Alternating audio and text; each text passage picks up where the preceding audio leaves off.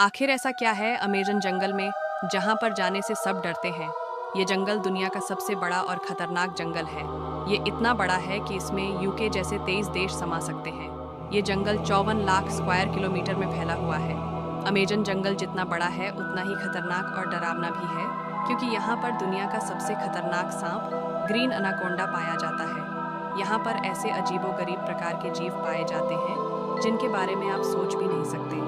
और ऐसी वीडियो देखने के लिए हमारे चैनल को फॉलो कीजिए।